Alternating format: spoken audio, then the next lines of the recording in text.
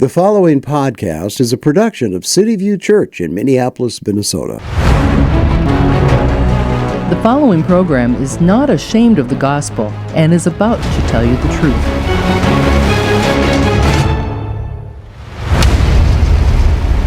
Because a lot of times it comes with the misconceptions about what urban is. Because a lot of times we think urban is minority, it's inner city, it's these things, but really urban, and when I talk about new urban, is both density and diversity. It is these worlds coming together and like addressing these issues.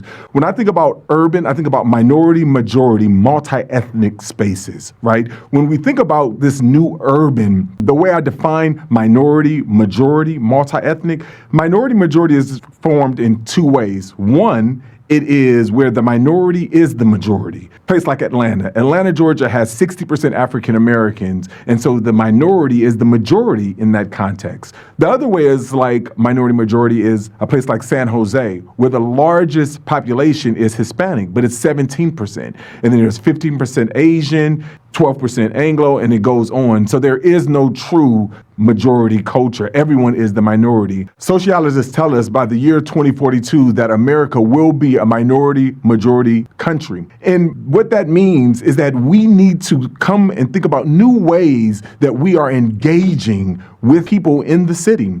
And so I really think it's important for us to think about relationships when it comes to the idea of ministering in a minority majority multi-ethnic context. While America's moving to a minority majority multi-ethnic, we got to recognize that the Bible is very fluent in speaking to these issues and addressing them in a lot of different ways. And so when we talk about this idea of ministering, we took a message that was homogeneous at the beginning, and then that made it multi-ethnic, and that began to deal with and address the issues, and that we can address it in a way where we can begin to strip our cultural preferences, our cultural nuances, and begin to find where is the gospel center at everything that we're doing. And so I pray that as the world is becoming more minority majority, that we can leave kind of some of our homogeneous unit principles and move to a more multi-ethnic way of doing and engaging missions as missionaries.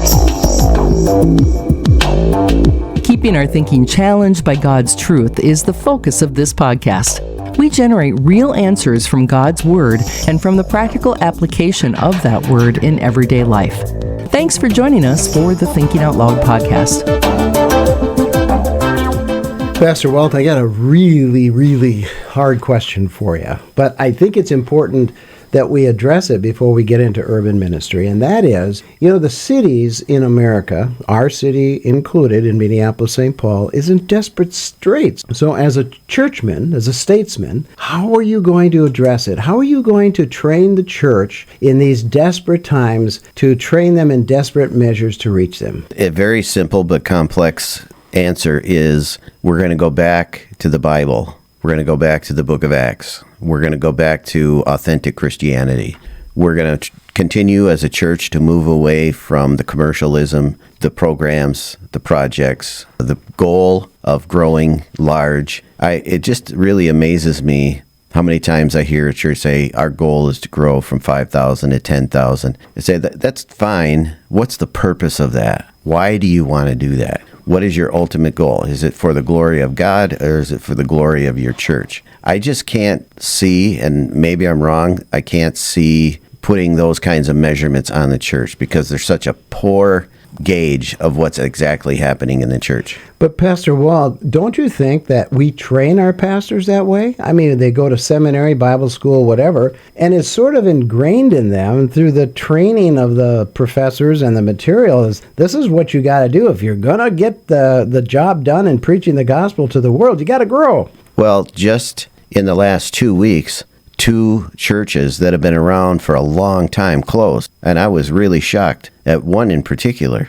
Churches are closing like crazy. We can't replant fast enough, and we're not coming to grips with the reality of where the church is at and how many people we've lost. COVID has wiped out churches, closed churches, because a lot of people just are not going back to church. People ask me all the time, what's your secret, or why is your church growing? I think there are some particular reasons for that, like our love for one another, our community. We have what we call a clear path for discipleship, so people know exactly the direction that we're going, but we really emphasize discipleship, becoming a follower of Jesus, becoming like Jesus. And the reality of all of this decline, these poor souls coming out of seminary, they're told that they're supposed to go and grow a church, and their first interview, and every interview in every church to follow is going to be, what are you going to do, Pastor, to grow our church? And 90% of churches in the country are declining or stagnant.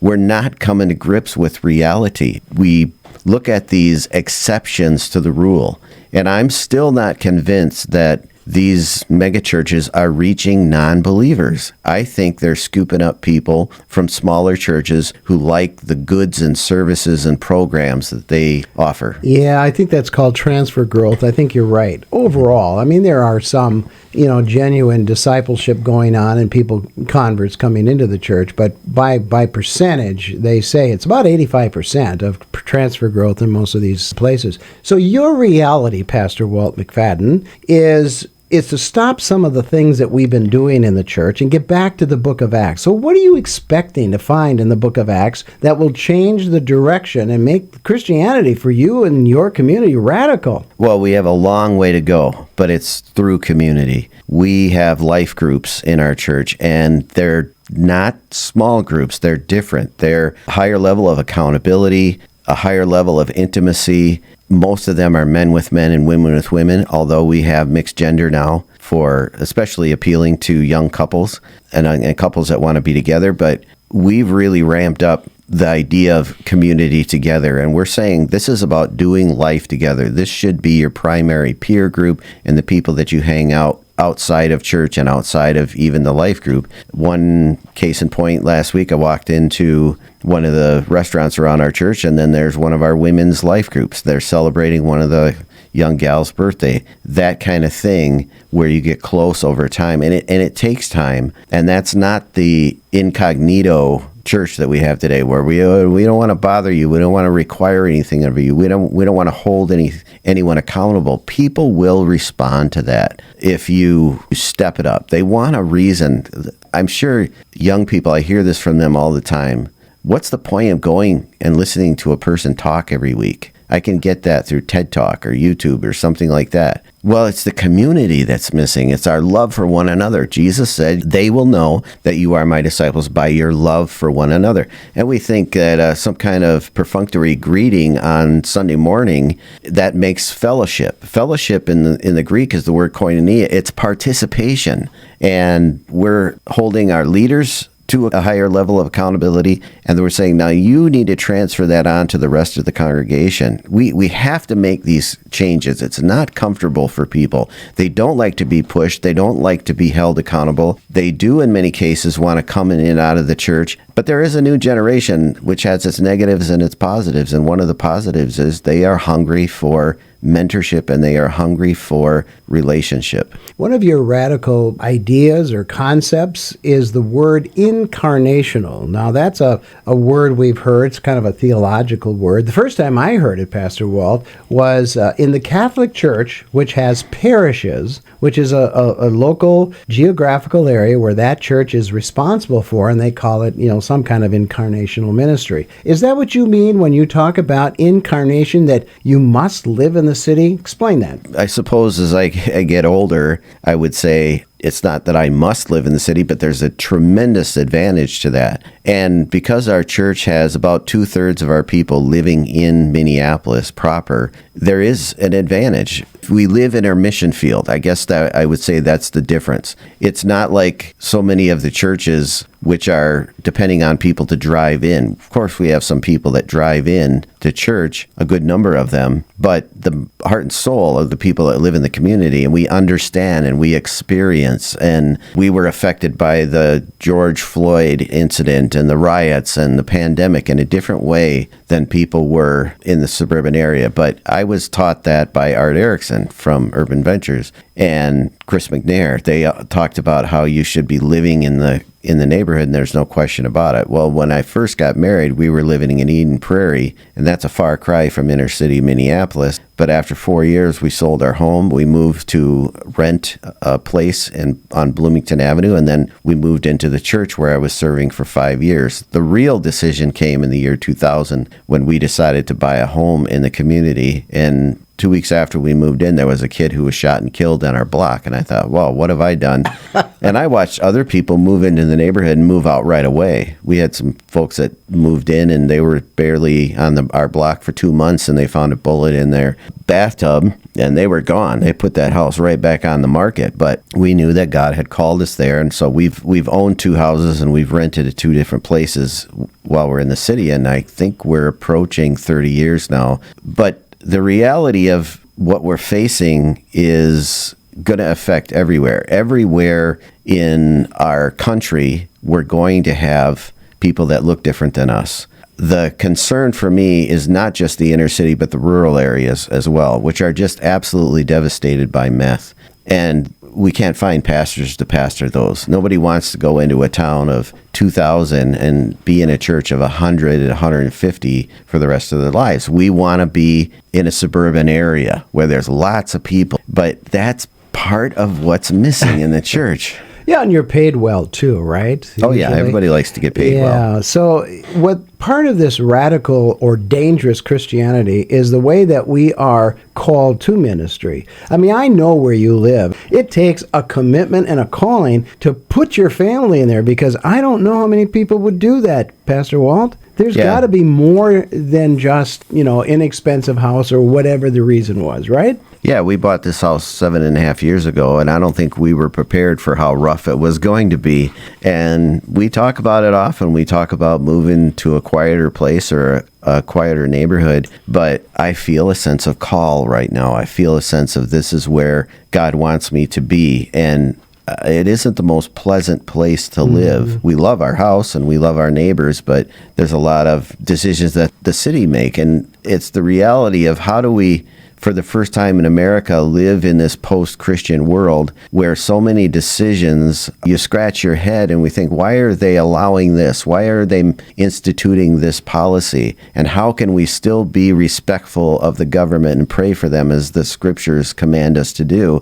I think that it helps us because the more different we are, the more we stick out, the more we stand out. I talked to one of my Somali neighbors. He says, I'm out of here. I'm moving. I can't take the noise anymore and the policies of the city. And there goes a good neighbor. I don't understand that kind of stuff. I'm beginning to say that we're different, but we're also the same. And the same of that Somali leader. We had a house just 4 houses down that was riddled just a few weeks ago with 17 bullet holes in it. And I go, do I really want to stay in this war zone called the city? I'm not sure. But Pastor Walt, you say something very interesting. You say that urban ministry is caught, not taught. Yet urban ministry is different, from, other kinds of ministry because of the diverse people groups, the cons of drug addiction, the culture of an urban community is completely different than suburban or rural ministry. So being caught means you are educated, like I want to say, like on job training. I mean, how do you catch something without being somewhat trained?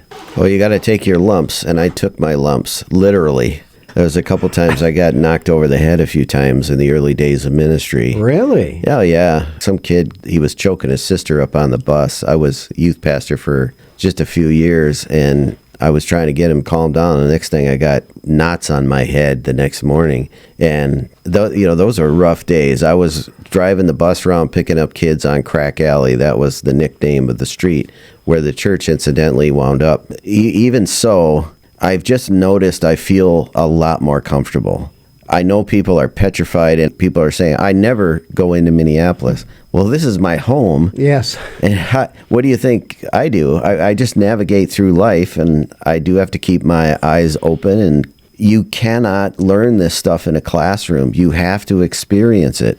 And we hear these stories about missionaries going overseas, and they don't see a convert for 20 or 25 years. But then all of a sudden, things start to break through when the people there realize this person is not going anywhere. They're committed to me. They become one of us. They understand our culture.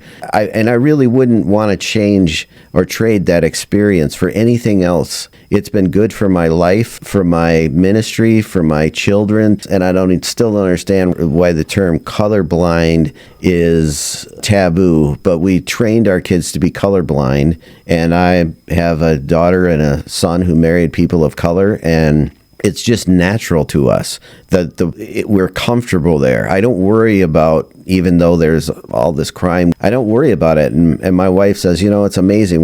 We have this bright white package up on our doorstep and nobody comes up and grabs it. And I say, yeah, that's the Lord. The Lord is protecting us. We've never been broken into other than some guy went into our garage and stole something worthless one time. And here we are with a lot of, when we see on the crime apps, but you just learn to see like the Lord is with us. The Lord is honoring our faithfulness and honoring our call. And we both, as husband and wife, struggle now that we're empty nesters. Do we really want to continue to stay here? And we think about, we've got a lot of church folks within just a couple of blocks that live by us. But you cannot teach this in a classroom. That's another thing that I would like to see change. I'd like to see how we train ministers. There's got to be more real world experience. I'm teaching at a Bible college here in the Twin Cities. And they train missionaries, and they're in the classroom for 2 years, and then they go overseas for 14 months. Mm-hmm. I'd like to see more programs like that. Yeah.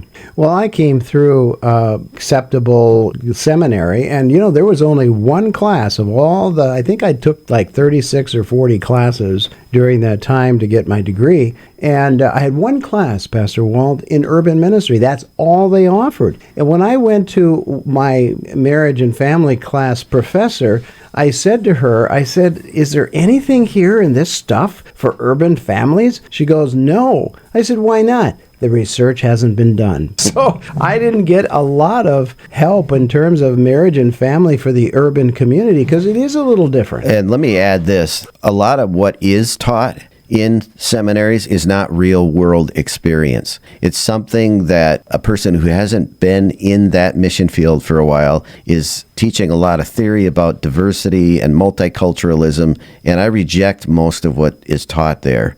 It's just a simple how we do church and what is the gospel and what is the kingdom. Jesus never ran away from anything because he was afraid, but we do it all the time in the church, and we think that it's normal and we make excuses for it. I should never do anything out of fear. I should always have faith. I use wisdom and I use caution, but those are some of I'm just using that as an illustration. Some of the attitudes in the church have to change if we're going to succeed. And this is a problem all over the world. Cities are exploding at unprecedented rates. Mm-hmm. When we think about a city like Minneapolis of 3.5 million, and then we go to Tokyo, which is probably going to top 30 million people. It's actually more than that. It's 37 million. I just looked it up. Oh, that's crazy. 37 million people. I mean, that's Tokyo. 10 times the size, and it's less than 1% Christian. And we've got a missionary that we support there, and he's just slogging away trying to just gather a few believers together. We got to open up our eyes to the city.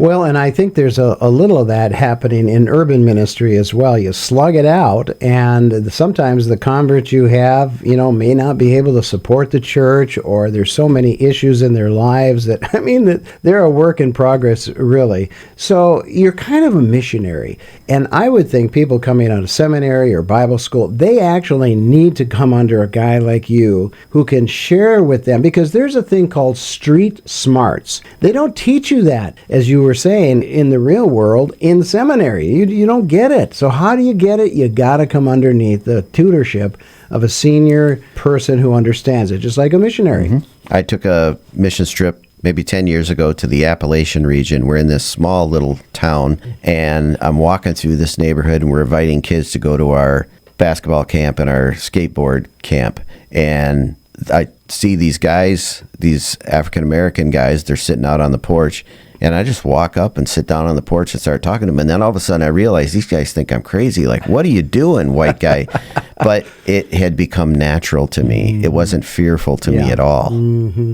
Well, and I know that, you have a lot of young men that are working underneath you that you are mentoring, and they're understanding what street smarts is. Because sometimes people coming out of, say, suburban churches that come down to work with you, they aren't street smarts. And there's a lot of con artists on the streets. They're oftentimes drug addicts. They know how to con you. And so you've got to have enough wisdom and discernment to how to minister to these people.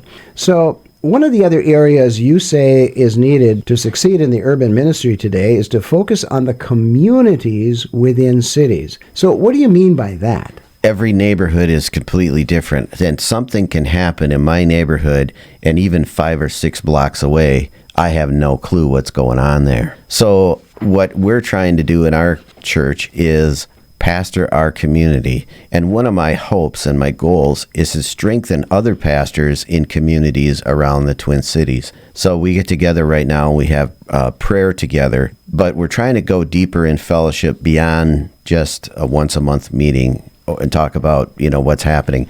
But I'm trying my best to mentor some of these other pastors outside of Cityview and get us all to really think about shepherding our community. And that's an issue that I haven't really been able to wrap my brain around. How do we get past the idea of just meeting the felt needs, like handing out a Thanksgiving basket or having a reading program for kids? Those things are fine, they're good, they give us connections, but how do we really shepherd the community spiritually? And so many in our neighborhood are resistant to the gospel. They're really opposed to Christianity, but we do our best to get out, to meet them, to talk to them. We're not in the business of just putting up a sign and having a slick website and hoping people come to church. We're trying our best to get out and meet people. Here's another hopeful thing, is that I find a lot of people are willing to not get everything that they want out of a church in order to be in a church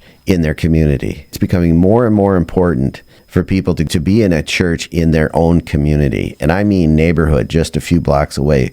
We have some families, when we were in our previous location, I counted one Sunday, 7 families walked to church. And then we had to move. And now recently we had a family join our church, and we have some that ride their bikes, but we actually had a family walk a few blocks away and come to church. So we're making inroads. There are signs there that we're learning to shepherd our community. And I hear people say all the time, I know that church, I know that church, I know that church. Even if they're resistant to us, they know who we are. Well, familiarity is very important, I think, in terms of relationships, and I think that's what the local, community church really does. So let me ask the hard question as we conclude today, Pastor Walt. How do you prepare an urban church for the challenges that they face that are right outside the church doors? Is there a time of developing DNA of churches that want to minister, and how is that done? Because I know that most churches come together. It's like a silo. They come into the little silo and they worship and they praise the Lord. They hear a good sermon. They go out,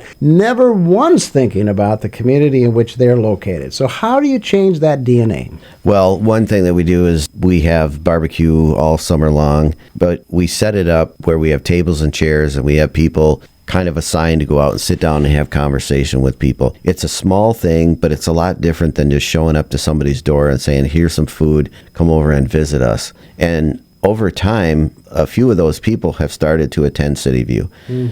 One guy, the guy I'm talking about, the one guy came in, he was really rough around the edges, and one day he just shows up and starts helping us with tables and chairs.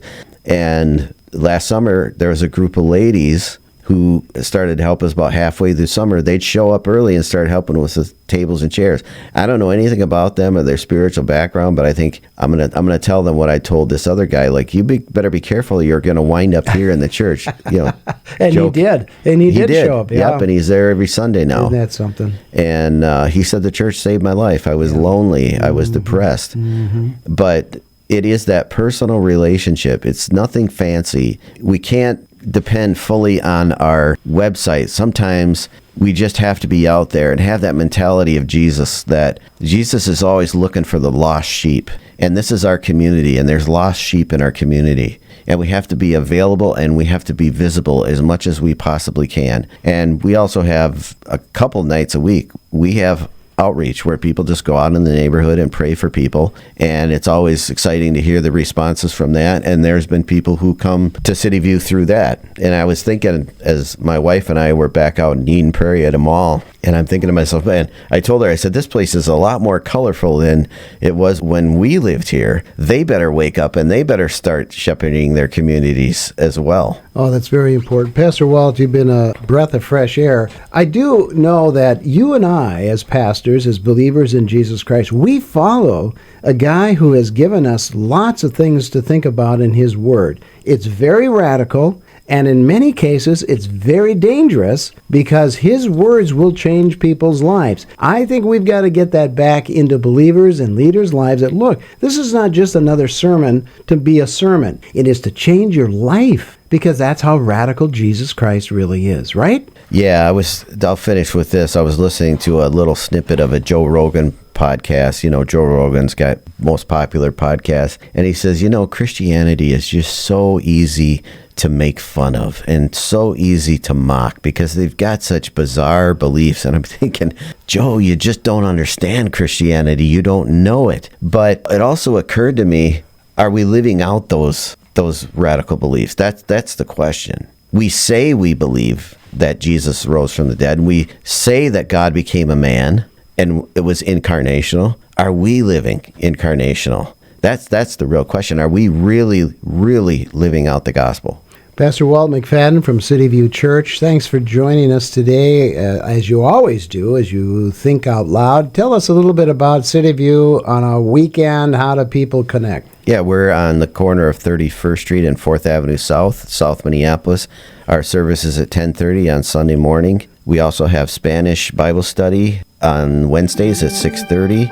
Our website is in Spanish and English, cvcmpls.org. We hope you enjoyed the podcast today, and please let us know your thoughts on our topic. We want to hear your feedback and your concerns as you think out loud. Please visit us at cvcmpls.org. That's cvcmpls.org.